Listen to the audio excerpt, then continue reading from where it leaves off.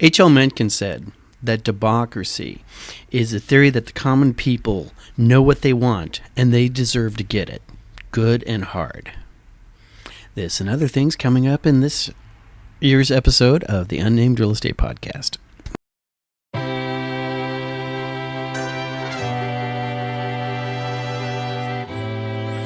Well, hi there. My name is Charles Ray Dotson. I'm the Associate Broker, Residential Sales Manager at ProStar Realty. This is the Unnamed Real Estate Podcast, episode 257. How's the year going for you guys? Mine's going pretty good. I had a really good start. You know, I don't consider the first day of the year until the first Monday of a full week kind of routine, because you usually got to get through the New Year's Day, Christmas stuff coming down, and then, you know, hit it rocking and rolling on Monday and had really productive day. Tuesday, pretty productive, you know, some VFW stuff and got that out of the way. Now here I am recording on Wednesday so I can drop this on Thursday because I'm going to have a busy day tomorrow. So, and I promised you guys we would sort of wrap up the year and let you know what to expect for the next year. And we got some great local news. Not local news. Some of it's local news. Katie Hobbs is apparently under like a Tim Waltz level investigation for fraud. I don't know if that's real or if that's just the internet's. You know, that could have a serious impact. There is some new legislation that is being pushed from the state, you know, that hopefully impact housing and whatnot. But first, we got to see where we're at before we know where we're going to go. We finished off last year pretty good. What makes it fun is it depends on your price point, depends on where you're at. All right. And whether or not you're looking at the last quarter or the entire year. So let's see where we're at as of this morning. Okay, with our numbers. I know numbers, nobody likes the numbers but me, but God damn it, you're going to listen to the numbers and you're going to like it. All right.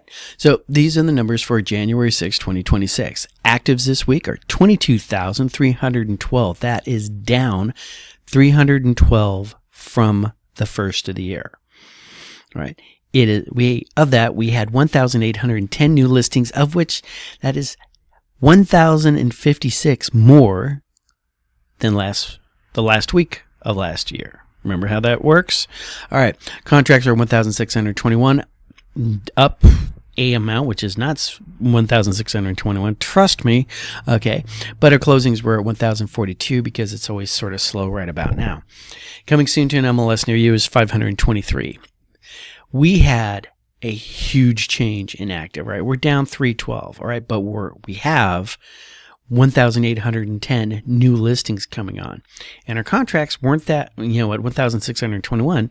We should have seen a positive growth, not dropping 312. Well, guess what? A whole bunch of listings expired. I mean, we're talking like 1,800 listings expired. I don't track those numbers. I just happen to glance down at it, trying to make the math. All right. So those were the people who basically said, yeah, you got until the end of the year. All right. And then those listings expired. Okay. So a whole bunch of houses just came off the market. That actually took our supply, which you might remember, that's a Cromford number, was in like the 100 and change down to 95.6. Huge drop from a Cromford report number. All right, our demand crept up to actually 83.8, right, giving us a jump in the Cromford report number to 87.7. That's only 2.3% off going into a balanced market. What happened? It's the end of the year. Goofy things happen at the end of the year, so we try to pay no attention to these things. All right, which means this chart right here, although it looks really cool, oh my God, look at all that green, except for Paradise Valley Ridge people. We don't care. All right. Everything is up across the board. Remember, this is tracking the index. All right. It's fractional. It's the numerator and denominator kind of stuff. The stuff you did not pay attention to in junior high. All right. So when that many listings expire at the end of the year, it lowers the amount of overall product out there. Since a buyers did not say, okay, it's the end of the year, we're not going to buy anymore. They're just going, okay, we might just take a little rest, but they still count. And this is why we see this big jump. All right. So from the top, leading the pack is Fountain Hills, right, at 95.1. Okay, up 6% from the month before. Biggest increase right now is Gilbert, right? They're at 146. Now, they were still in a seller's market. Now they're even more in a seller's market. Then Scottsdale, Cave Creek, Phoenix, Tempe, Mesa, Glendale, Paradise Valley, even though they've been dropping. And remember, they used to be really, really up there, right? Balanced market areas, Peoria and Avondale, all right? Now, for the buyers, people out there who are looking for deals, first-time home buyers, all right? You want to really be looking at Goodyear, Santan Valley, Queen Creek, Surprise, Buckeye, and Maricopa, right? Our biggest loser is Paradise Valley because they're our only loser. And Avondale is weird. They just stayed pat. 101.8. No change. So that's part of the numbers that we're talking about. Now, the next chart that I came across with, and this is also from the Cromford Report, breaks down price per square feet by price range. Okay. This is annual, year to year. So this is comparing the numbers from January 1st, 2026 to January 1st, 2025. All right. Now, I'm just going to move myself down here, hopefully. It's like every time I try to do that, it's like for some reason it just does not want to do its thing. All right. But as you can see, the rich got richer, okay? Their average price per square foot for houses over 10 million went up 7.9%. All right? 7.5 million to 10 million went up 5.2. Here's a little odd statistical blurb. 5 million to 7.5 actually went down, 1.1%.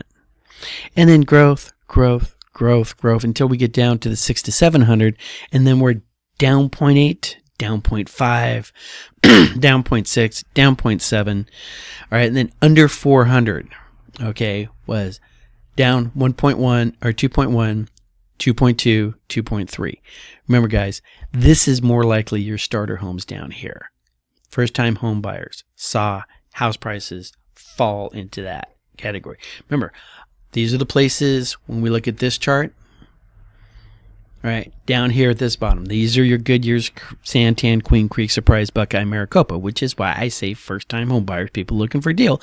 But, Ray, I'm going to buy a house, and it's going to be worth 2% less next year than it's going to be at this year. Well, what if you bought in last December 2024? That is correct. So what does this mean? We literally had that piece of paper have property prices go up and down, right? It was a downturn. We knew that was the buyer's market. That's why you got in out there, right? You probably got a smoking deal, right? And if you had an agent who really knew how to negotiate, you actually negotiated the purchase price under the appraisal because that seller was ready to get out of there. So that 2.2 might already be baked into your cake. Or your $400,000 house is suddenly worth $880 or $8,800 less.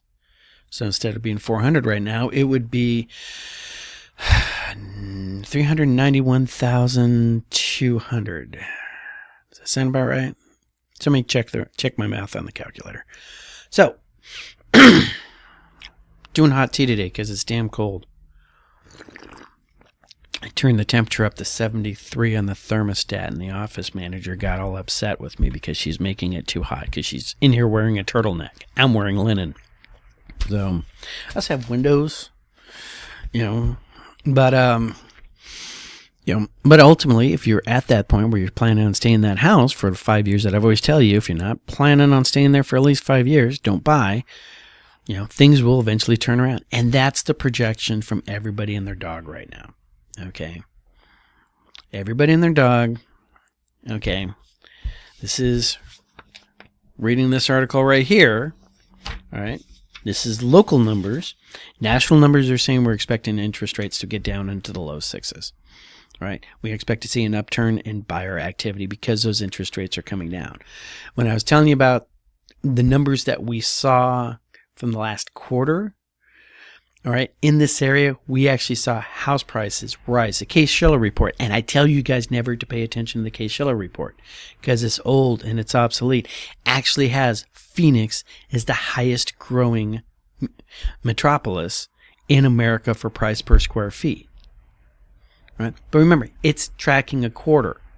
This chart that we saw right here, going to go back to it, is tracking a year over year. Okay, this is the entire year. So what you can have is you can have a really good quarter because you had a really bad first and second. All right. I would, and because they don't actually do quarterly, they do months, like a rolling average of the last 3 months, and then they take them 2 months to get out. So it's like actually the Case-Shiller index came in, it was like freaking September to November, that kind of stuff. All right. We could, and we saw everything start picking up in November as those interest rates came down, as, eventually it started pushing through. So these numbers right here that you're seeing are dragged in from all the stuff that was going at the beginning of the year that we were talking about. And we have upward trajectory, which also gives us the idea that it's going to be a really good 2026. More houses were bought and sold in 2025 than there was in 2024. This is good for everybody involved in real estate. Agents, lenders, title company, home inspectors. That is the rising tide lifting all boats. So, and we're projecting to see more in 2026, all right? Those rates start coming down. The big thing, I almost forgot, the big thing that everybody thinks is going to really improve Arizona house prices, stop the arrest, is our wages are going through the roof. You, sitting there in your cubicle, may not feel it, right? But you should be getting some sort of, cost of living adjustment. And if it's under 3, you need to fire up your resume and start looking around for something else. Unless you're in one of those suck economy or suck jobs like a teacher or something like that, because there's only so many places you can go. But start shopping it around, because with all the new business still coming into Arizona, read fleeing California, average wages are going up across the board. That means more people are moving into Phoenix who are able to buy, right? Lower rates, more people looking to buy. Guess what that's going to do? That's going to flip these numbers, and you're going to see a big change this year. Big change. Looking forward to it. Right. Now, we're not expecting any huge run up, not like that big 21 run up, like I've been saying, and I will continue to say. Affordability is a 3-legged stool. Right? Income is the one politicians never want to talk about. Oh, that and property taxes. All right. And basically overall carrying costs or whatnot. All right. It's the house prices itself. Everybody wants to look at the house prices itself and saying this is a problem. All right, why can't we have a crash? And I'm consistently seeing this argument online. If he had said this, I think I would have heard it. But some person say Trump literally said he won't let the housing market crash because that will hurt homeowners. This is obviously a person who was not a homeowner, who's like, poking it with the stick. Come on, do a crash. And there are still a lot of people out there who are waiting for that. All right. There are a zillion freaking YouTube channels out there. Don't buy rent from me. Crash is going to happen. You need to be in position to take a crash. I guarantee you, every one of those people who are sitting there waiting for the crash, if we had a crash, would be sitting there waiting on the sidelines, waiting for things to go up. So, because people always coming up with an excuse not to do what they want to do. So, last thing, let's talk about New York, who may just become my new favorite bad example of how not run this city.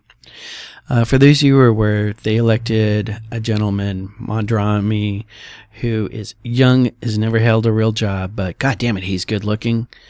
All right, he won 80% of the female vote in New York City, possibly just based on the fact that he's cute.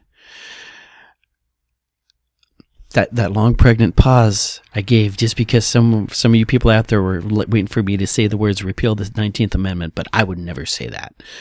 All right, maybe modified, but we could never repeal that. But so they go and they elect this guy in there, and in his role, one is funny. He swore in a train station, a subway station, that leads the subway station that led to City Hall. And it had this beautiful stairway going up that apparently you could get off the train and walk right up into City Hall. There's actually says City Hall on this arch. His wife was there. She was wearing like $800 designer boots. All right. So she was all classy, socialism for the win. And if you look at the details, the City Hall sign, although being lit up, actually you could see some like the rust stains on it. It was dystopian. It really was. And apparently the background story is that subway station was actually built by a private company and operated by a private company until the city came in and bought the system from them or whatever, and then promptly ran it into the ground because they don't know how to operate trains. And so they had to cancel that. But you look at it and it's just like, wow, that was probably beautiful once upon a time. And so he's swearing in on the corpse of what used to have been. And that's not what this conversation is about. He hires somebody to handle housing for New York City. And this lady also has never held a job in her life, although she's very opinionated. You can Google her and find her pictures all over the place, and she's just got that look. All right. And she is quoted as saying that home ownership is white supremacy and that it's a racket, meant to keep you down. And And it's like, okay, yeah, you do you, boo. She's actually suggested that they need to start seizing apartments, that they need to seize apartments from people that they deem slums and slumlords, and then turn around. And her concept is that housing is a public good, and that public good means that the government needs to provide it to you because it's a public good. And I know people are like, oh, that sounds great. That sounds awesome. And like, have you guys, she's too young to remember the tenements concept. All right. And you can't see them anymore because they all got blown up. Go watch The Wire. All right. Go watch The Wire. And that explains to you what tenement living used to be. All right. When they talk about the towers in The Wire, okay, yeah, so-and-so is controlling the towers. Okay, that's talking, yeah, he's got the drug concession in the towers. Tenement housing. Did not work out really well. But new generation comes in, they don't learn the experience. They never learn that, oh yeah, they tried that once, it sucked. Oh no, we'll do it better this time. They always will. This time for sure. So, anyways, so this is sort of, real estate industry is like talking about her. Oh, you think this is going to happen? I'm like, I hope she goes for it. Come on. Seize the means of housing and lead us to a glorious new revolutionary future in New York City. Because the rest of us need a bad example to look at and laugh about. All right. Mayor of Dallas has said he's already gotten like 3 phone calls from major financial companies in New York City who are basically calling him up and say, hey, what kind of tax breaks are you going to give us if we move to Dallas? All right. So Ayn Rand just had a sensitive moment hearing that, because this is like right out of Atlas Shrugged. So I really want to see how this goes down. I'm afraid she might quit, because apparently just a couple hours ago she walked out of her little walk-up flat apartment and stuff like that with apparently a Free Palestine sticker in one window, and she got mobbed by reporters who asked her clarifying questions about her previous Twitter statements. And somebody asked her about her parents' $1.5 million property that she was raised in Nashville, Tennessee. So I'm really starting to think the trust fund babies are going to destroy this country. So I just wanted to share that, all right, because you are going to start seeing elements of this kind of thought coming out into the real estate market. People are going to start talking, well, why don't we have public housing? All right. And maybe we need to try that every once in a while. All right. I would be happy to be hired on to be the head of public housing for Phoenix, Arizona. I would try my best to get as many people under shelter as possible. They would not be happy with the form of shelter because I believe in something called a cold, hard concrete floor of social care, which means, yeah, we don't have a safety net that you can turn into a hammock. We have a cold concrete floor that you do not fall any further through. All right. In my youth, I actually used to design these little studio apartments that were designed in such a way that you could just be in between tenants and stuff like that. You could just go down there and just hose it down. All right. Slap another coat of paint on it. Here's your spot. There's your cot. There's your kitchen. There's your bathroom. There's your shower. All of this thing in there. Nothing else to really go for. Right. And it's all concrete. It's concrete block. One window on the outside. We come in through the hallway. All right. Why was this? Like, hey, that's housing. More importantly, it's got a kitchen. Right. And one of the things that I've noticed with poverty and stuff like that is you can eat cheap, but you got to have a place to do it in and cook it in. Right. And you do need your own shower because it's hard to get a job when you smell like ass. And I've had people come in for interviews where I was hiring and they smelled like ass. I'm like, okay, Joey has basic hygiene issues. So, you guys need more information on this? Go talk to my dad, all right? He explained to me once that there's actually kids out there wandering around who do not know how showers work. All right. It's actually the reason why they teach you how to wash yourself in boot camp, because occasionally they get some guy out of West Virginia who's never seen no indoor plumbing before. What's this? That's bar soap. Why doesn't it smell like lye? So I'm going to have a lot of fun this year. I hope you guys are. To get a little bit of feedback on the whole, if you think the year's going to be a dumpster fire, then it's going to be a dumpster fire. All right. I hope you guys liked the last episode. That was my first shot with a green screen that I got last year and never got around to doing it. And it literally took me 45 minutes to set up for like the less than 5 minutes of recording I did. But now that I've done it once, I'll go faster the next time. Probably see a lot more recording coming on from home. You won't have this to look at anymore. You'll have Rivendell or whatever I decide to throw up on the green screen. That's pretty much it. I'm going to really start trying to push you guys to like, share, and subscribe if you think anything I said had any kind of use. All right. Even if you just put a comment in below. All right. Even if the comment says, Ray, you need to trim your ears hair. They keep glistening in your light. Something along those lines. I need to start getting this thing kicked off a little bit more. Right. Especially if I finally have enough of this place and do the peace out, universal sign of peacing out. So, and it is so cold and so dark and so overcast out there. I did not bring my coat.